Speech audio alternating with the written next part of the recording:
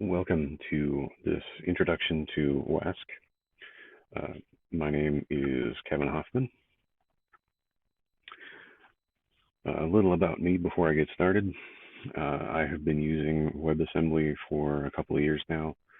I'm the creator of the waSCC open source project. I'm the author of the book Programming WebAssembly with Rust.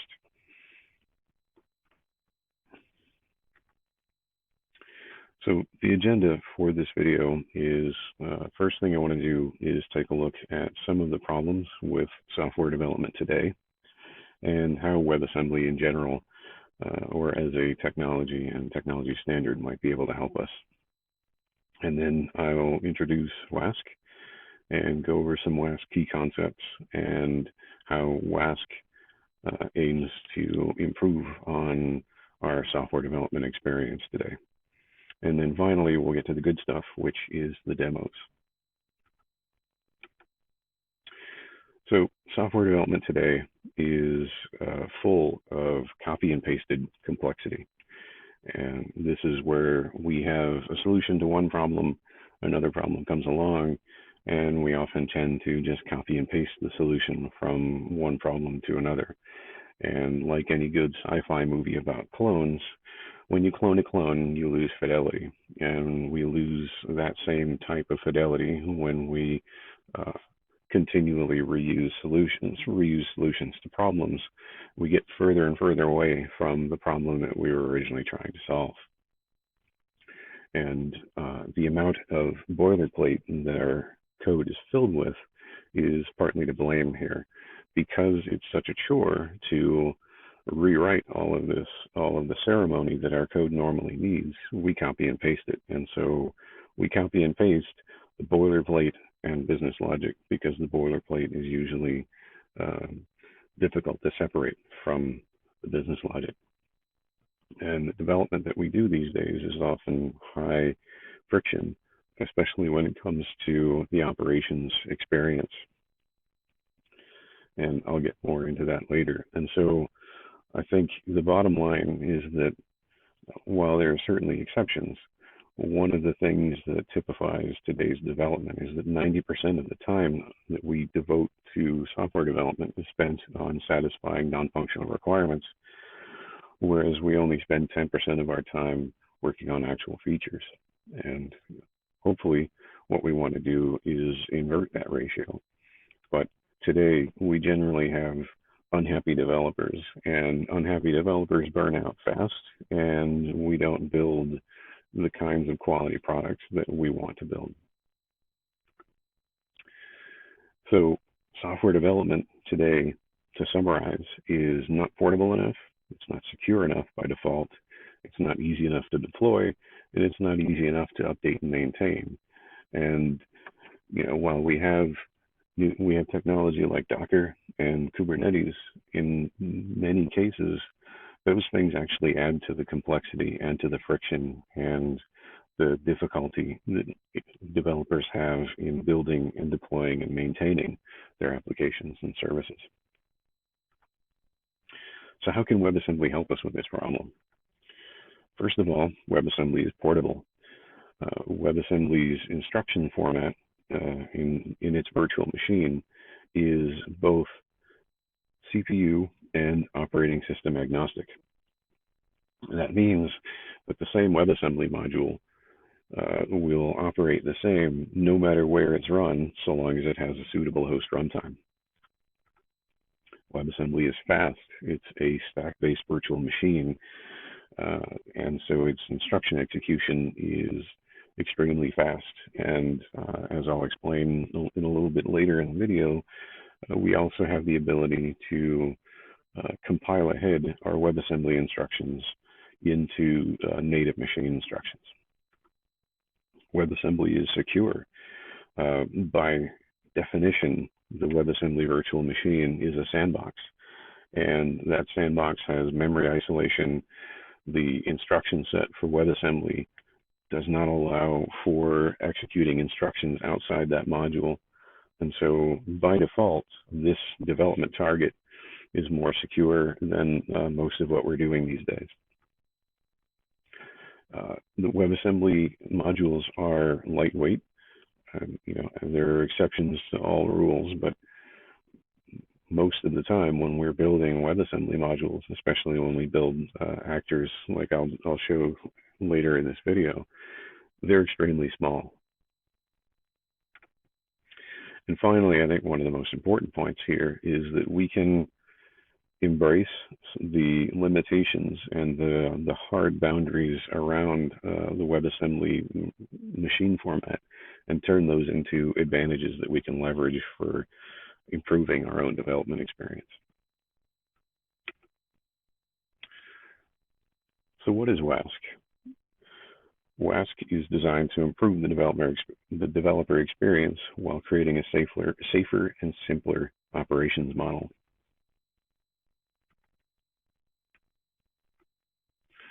First, it stands for WebAssembly Secure Capabilities Connector, and as its name implies, the WASC host runtime is designed to securely connect capability providers with actors that consume those capabilities. You compose business features by writing actors, and I'll get more into what an actor is in a minute. We securely bind those actors to capabilities, and we can run actors and capabilities anywhere. This is specifically to leverage the portability and the size and speed of WebAssembly. The other thing is WASC is cryptographically secure. And I'll show this in one of the demos, but we can verify the creator of any WebAssembly module, and we can verify the chain of provenance. So an actor built for the WASC ecosystem, we know which entity signed that actor, and we know which entity signed for that entity. And so we can trace the provenance as far back as we want. And we also have an exact list of what that actor is allowed to do. If that actor is allowed to use an HTTP server but not talk to a database, that's exactly what the host runtime will enforce. So let's take a look at the WASC stack, because like any good open source project, it is built on the shoulders of other giants in the open source area. So at the bottom, the core of the WASC stack is the WebAssembly engine. And WebAssembly engines tend to come in two different varieties. We have the jitter, or the compilers, or the interpreters.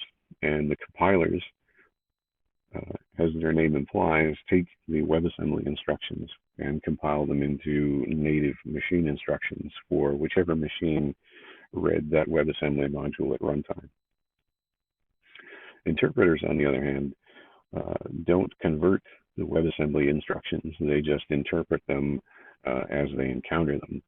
And there are use cases where you might want a jitter, and use cases where you might want an interpreter. Interpreters are going to have less startup time as a penalty, but they might have higher latency on individual function calls, although the interpreters that we have access to today are still extremely fast.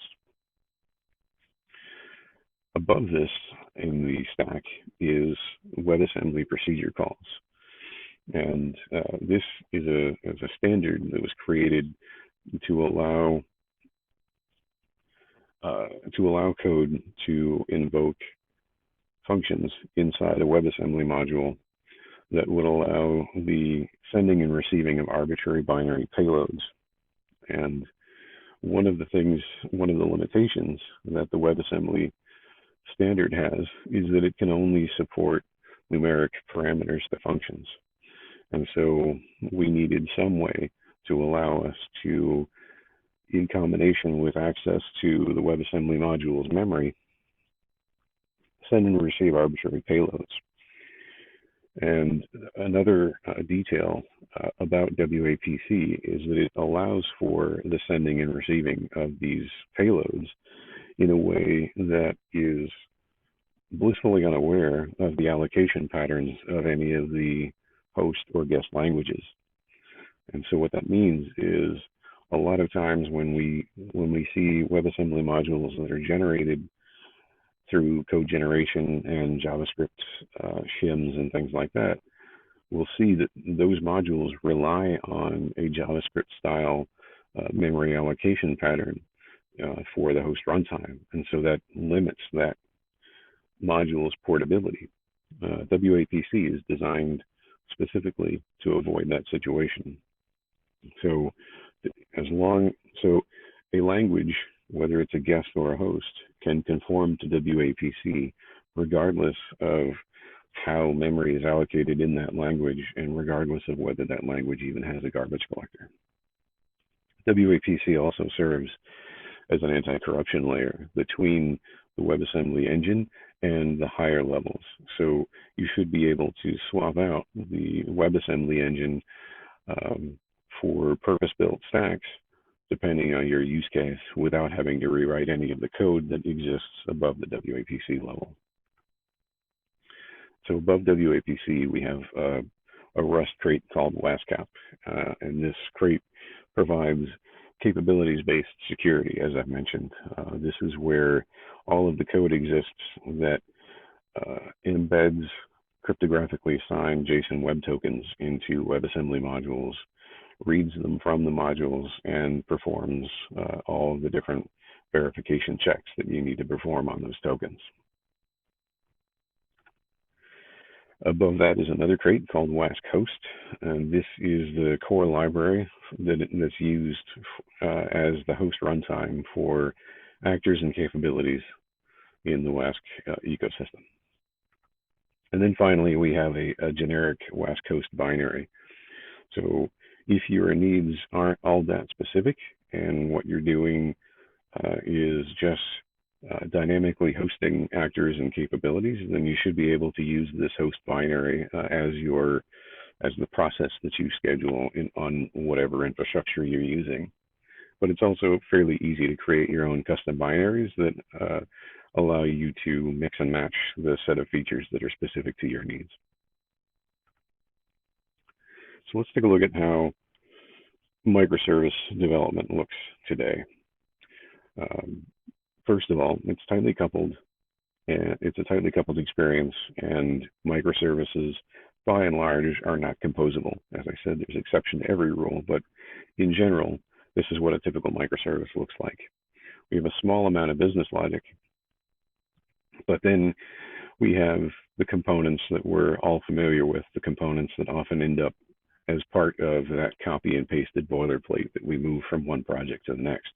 And that's our HTTP server, our routing rules, all of our RESTful service baggage, our HTTP client, our logging, our analytics.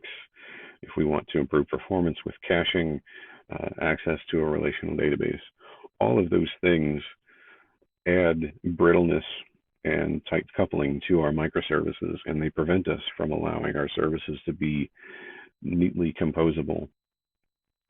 And more importantly, when we have lots and lots and lots of these services, we have essentially duplicates of all of these items in yellow here, all of these non-functional requirements.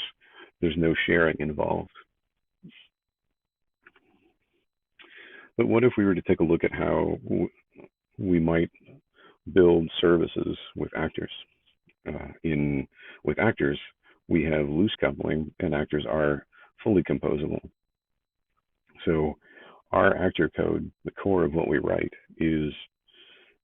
should be 90% feature. It should be pure business logic. And then when we want to use an HTTP client, our code consumes generic abstraction over HTTP clients. And the WASC host runtime is responsible for dynamically satisfying the requirements of an HTTP client to our actor. Our code is unaware of which HTTP client we're using or how that HTTP client got configured. The WASC host runtime takes care of all of that for us. The same goes with the HTTP server. our relational database client, and our cache clients, and any other capability we can dream up. Our actors are isolated, highly testable, small units of deployment. So what does the development workflow look like when we're building actors in WASC? The first thing we do is we create an actor, and today we can create that actor in Rust or assembly scripts or Zig. Hopefully soon we'll be able to create one in Go once Go's WebAssembly integration gets a little bit better. We'll compile that actor to a .wasm file, and this is our portable unit of deployment. We'll sign the actor with capability claims, and those claims get embedded directly into the WASM file. And this is a different model than how we secure some of our Docker-based environments today, where the claims and the permissions and the list of what can and cannot be done is stored separately. And it's very easy to accidentally separate the policies from the targets of those policies. A simple typo can allow an entire suite of vulnerabilities to magically appear. And then we will host our actor in the WASC runtime. At runtime, the actors are bound to capability providers with configuration. And now we'll take a look at what an actor looks like. This is using the Rust SDK, and in just a small amount of code, you should be able to tell, even if you can't really read Rust, that what we're doing is handling two different messages. We're handling a health request, and we're handling an HTTP request. And a pattern that is pretty common as part of the actor model in general is the idea of being reactive. These actors can't do anything on their own. They cannot initiate their own actions. They can only react to things. And so these actors, the actor that I've got on the screen here, is reacting to an HTTP request. And in response to that request, it will increment a value stored in a key value store and then return the new value of that in a JSON payload. And what's important about this code sample is what's not in here. There's no code to create, configure, or instantiate an HTTP endpoint. There's no code to configure RESTful capabilities. There's no code to create and configure a key value store endpoint. That code, there's nothing tightly coupled to it. So what you can't tell from this code is how the HTTP server is satisfied and how the key value store is satisfied. This code has nothing in it that would tell you that you're using DynamoDB or Redis or console or any other form of key value store. And when the response is returned, it's a data structure that describes an HTTP response. How that response is physically delivered to a consumer is not your concern as an actor developer. This should be pure business logic and pure feature fulfillment. And all of the non-functional requirements are part of the WASC runtime. Capability providers are very similar in that they're also reactive and they respond to messages. And so in this case, what we have is a capability provider for a key value store, and we see the list of operations, the list of messages that it can respond to. And so creating a capability provider is also fairly straightforward and fairly easy to do. So let's take a look at our first demo. And in this demo, we're going to create our first actor. All right, so for this demo, I'm going to walk through the basics of creating a new actor. And so to create a new actor, we could do a couple of different things. We could do it from scratch, or we can use a new template. And for the Rust SDK, thankfully, we have a template for creating a new actor. So let's just get started and do cargo generate.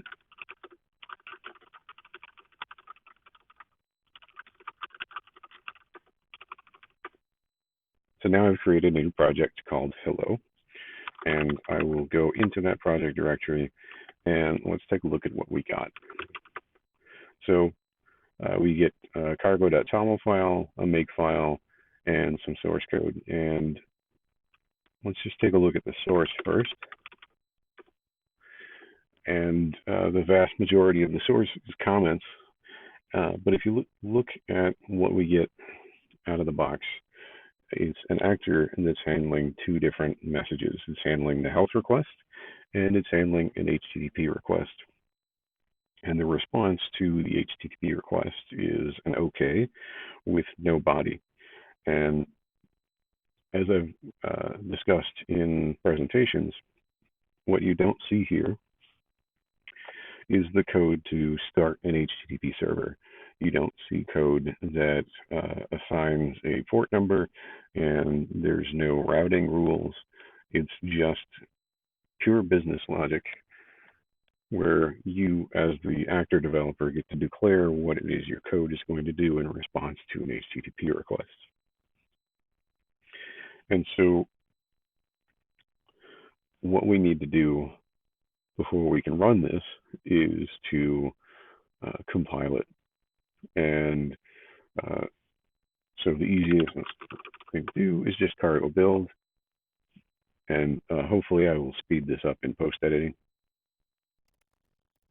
There, and through the magic of the video editing process, that build took much less time than usual. And what I now have is a WebAssembly module that I built. And before I can run this WebAssembly module in the waSCC runtime, I need to embed a JSON web token in it so that I can assign it and attest to the capabilities that I want it to have.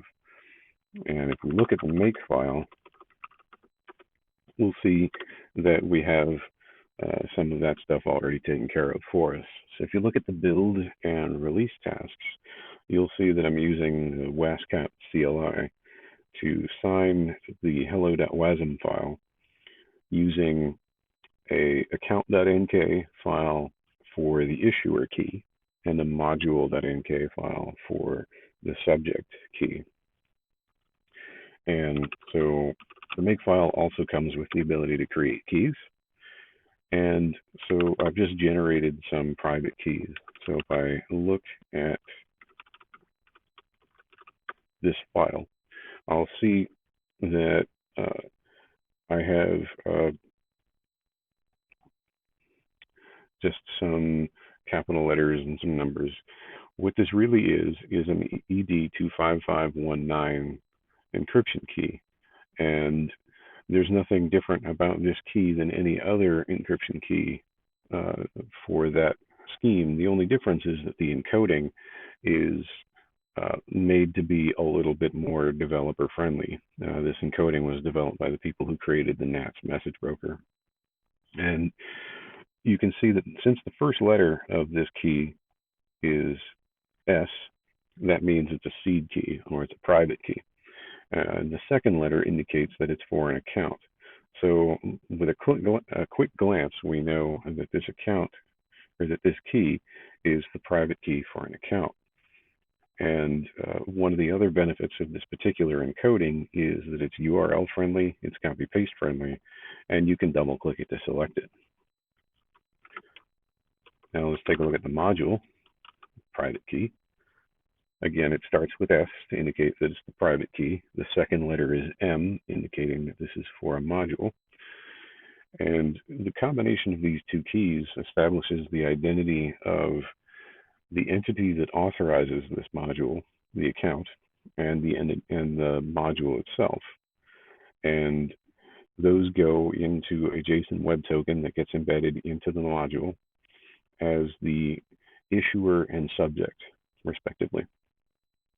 And so I'm going to perform that signing right now. And again, we'll use video magic to speed this build process up. Right.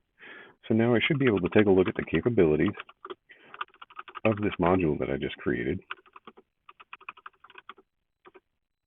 And you can see that the module itself has a name. It's currently called hello, although we could edit that if we felt like. This is the public key of the account or the issuer for this actor. And this is the public key for the module or the actor itself. It has no expiration. The token has no expiration date. The token can be used immediately. We haven't set a version for it. And probably the most important part here is that this module has been granted the HTTP server capability. So that means that this actor can receive and respond to HTTP requests, but it can't do anything else. And by anything else, I literally mean anything. These actors cannot reach out into the operating system. They can't access memory outside their own memory space. They can't leave the sandbox. The only way they can leave the sandbox is by securely requesting access to a capability provider, and that's done through this embedded token. So now that I have this module that I've signed, I need to run it inside a WASC host. And so I'm going to use the generic WASC host binary. And while I could supply the parameters for the actor and all of its binding configuration directly from the command line, it's easier to do so with a manifest. So first thing I'm going to do is take a look at this manifest. Actually, let's colorize that. All right. So first thing we see is the list of actors that we're going to run inside this WASC host. It's probably an important detail to remember that WASC hosts are capable of hosting many, many actors and capabilities all in the same process. It's another one of the goals of the project is to achieve a greater workload density when we're deploying these things to the cloud.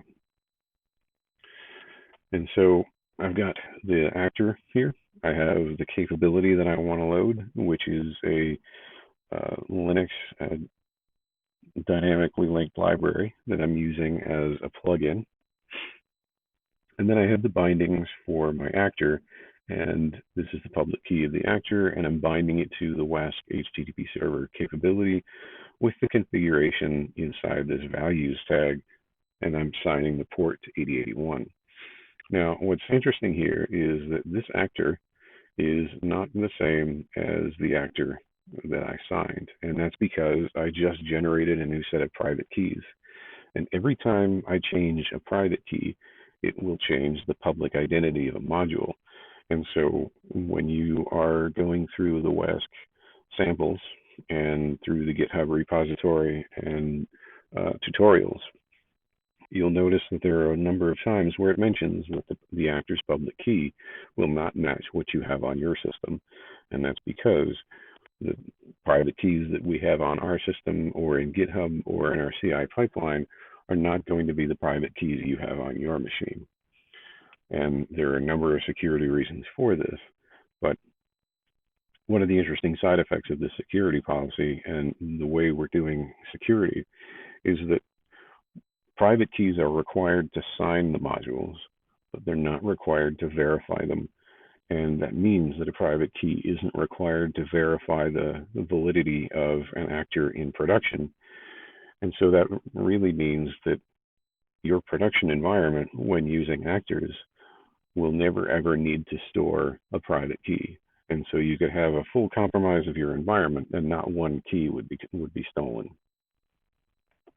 So what I need to do is change this actor in this module. So first thing I'm going to do is copy the module that I got from examining the capabilities.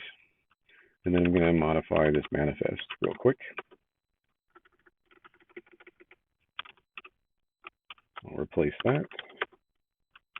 Make sure that took. So now I have a new module, module key in this manifest.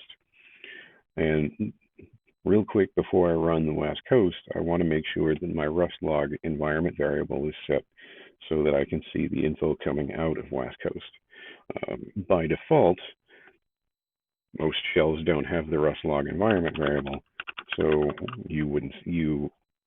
if you were starting from a fresh shell and you ran waSCC, you would see no output and potentially think that it wasn't doing anything. In my case, I've set my Rust log environment variable to waSCC equals info. So now all of my waSCC output for logging will come in at the info level. And that's a pretty good balance for local development. The only time you would need to turn it on to trace is if you're hunting down a particular bug. So let's make sure that waSCC is in my path, and it is. So now I should be able to do, so let's try that again. And now I realize this isn't as interesting as a web UI or a video game, but there are some interesting things happening here. The first thing we can see is that the waSCC discovered capability attestations for an actor, and it says that it uses the WASC HTTP server. You can see that it's loading our HTTP server, which is provided by a Rust crate called Actix. And this is the capability provider and the binding. I'll discuss bindings in another detailed session later. So this is up and running, and so I should be able to open another terminal here and curl the service running on port 8081. And as I discussed earlier, what was happening was we were just returning OK with no body. So this is exactly what I would expect to get. And just to verify that that's why I got that answer, let's stop the waSCC and try and curl that again. And now I get connection refused. So what we're really looking at here is this tiny little bit of code is now able to respond to HTTP requests, but more importantly, it's able to consume capabilities over abstractions in a loosely coupled fashion where the connection to that capability is cryptographically secure and can be swapped out at runtime. The actor can be swapped out at runtime. And because the WebAssembly module is portable, our code can go anywhere from a Raspberry Pi to the cloud to an edge service, all without ever having to be recompiled. And that's the demo for creating a new actor in WASC.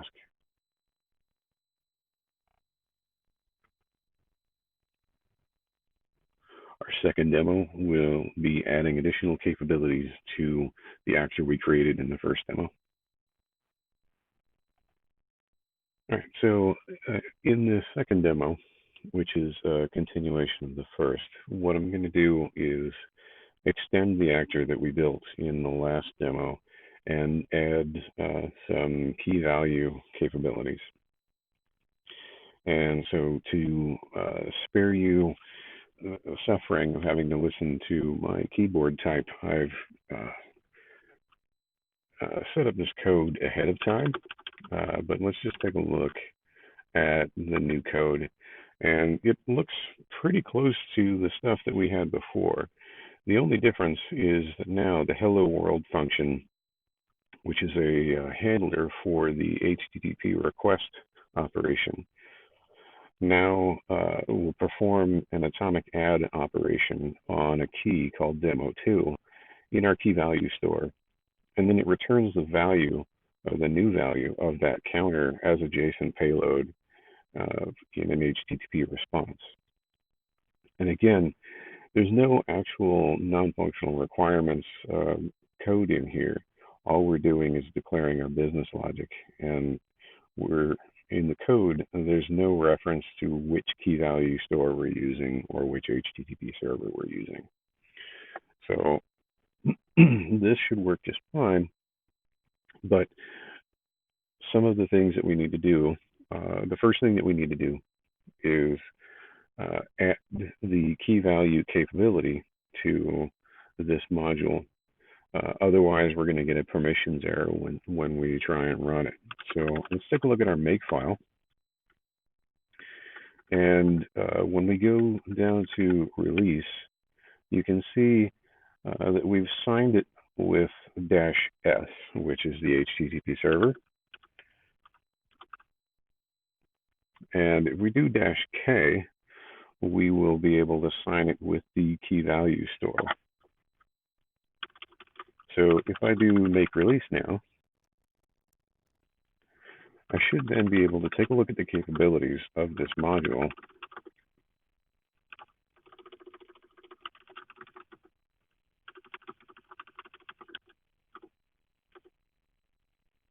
And you now see that on the list of capabilities, I have both KV store and HTTP server.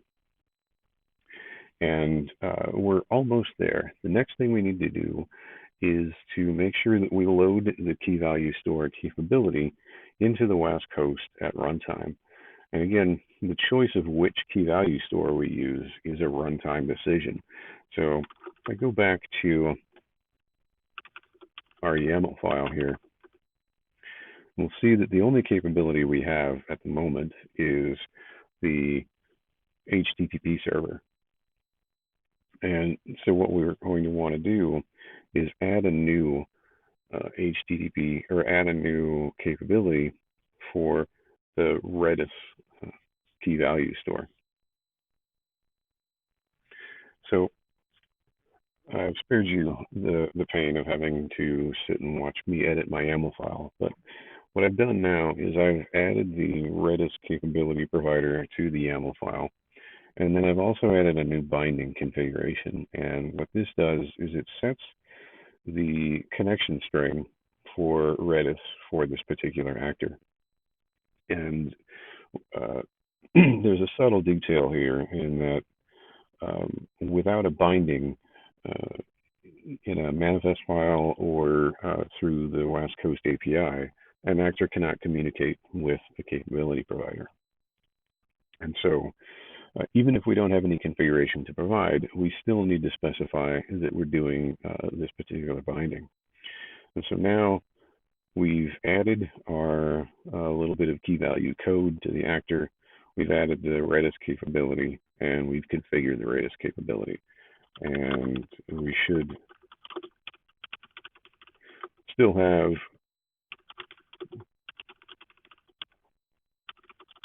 a decent Rust log environment variable. Actually, I have made a mistake. What I really need to do is change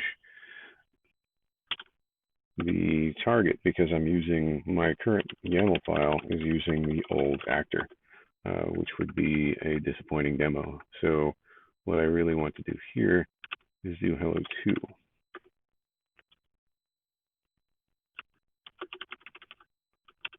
And just to make sure I have that, there's the hello sign file. So what we need to do now is just, okay, now that WASC host is in our path, I should be able to run it and point it at this particular manifest.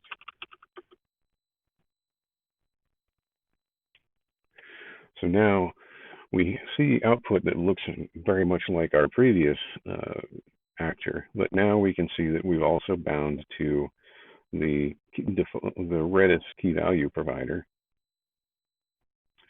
And so we're still on port 8081. So I should be able to open up a new terminal here. And now I've got counter as value 1, 2, and 3, and 4, and so on. And so with just adding a few lines of code to my actor, I've given it the ability to talk to a key value store and return JSON results. And again, I've done this in a way that still allows the actor to be portable, and the bindings between the actor and the capability providers are all taken care of at runtime. So while I'm using Redis right now, I could swap it out for an in-memory key value store. I could swap that out for a key value store in AWS or Google Cloud or Azure. It doesn't matter.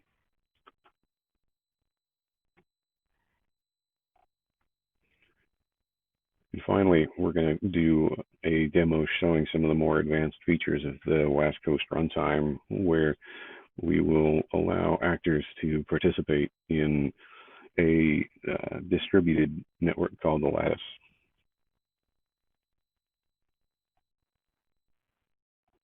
Okay, so in this last demo, I want to give you a small taste of some of the newer distributed networking functionality that we have in WASC.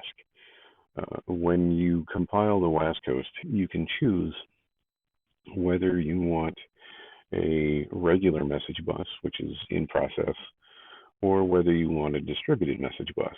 And the distributed message bus, which we call lattice, allows capability providers and actors to discover each other and communicate with each other regardless of where they're running. They don't have to be in the same process. They don't have to be on the same computer.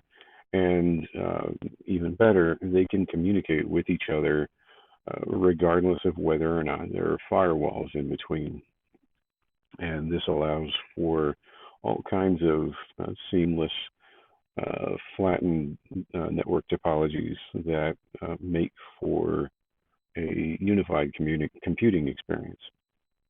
And so, just to give you an illustration of what this might look like, I'm going to run the previous demo, but I'm going to do so out of process. So in this first one, I'm going to run this hello actor YAML file. And in this file, you'll notice that I have just my actor and I have the bindings. But what isn't in this file is the capability providers, which means I'm going to run this host, and this host will only load the actor, but it will not load the capability provider. And down here on this other terminal, I'm going to look at provider. And in this one, I have no actors and no bindings, but instead I have two capabilities. And so what I'm going to do in this process is I'm going to start up a WASC host that has nothing but the HTTP server and the Redis capability providers. Okay, so let's take a look at the provider YAML. And here it's clear that I have no actors, I have these two capabilities, and no bindings. And so let's run this in the WASC host. And now both of my providers are ready, but no bindings have taken place and I have no actors loaded. Okay, so now I want to run the actor process with no capabilities in it. And so let's take a look at the actor YAML file. And I have the actor, I have no capabilities loaded, and I have these two bindings. So I should be able to run this.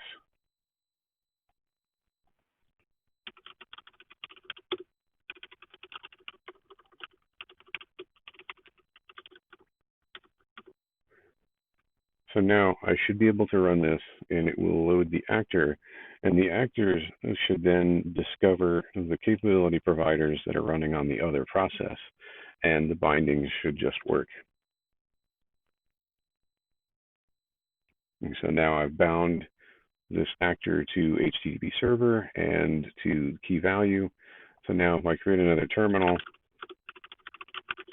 I hit 8081, I now get counter 6, and so on and so on. And I did not have to recompile my actor. I didn't have to recompile anything else. All I needed to do was choose that I'm going to run capability providers in one host and an actor in another. And this is just a taste of the power that we get with Lattice. I will do some more in-depth tutorials on some of the more powerful use cases that this enables.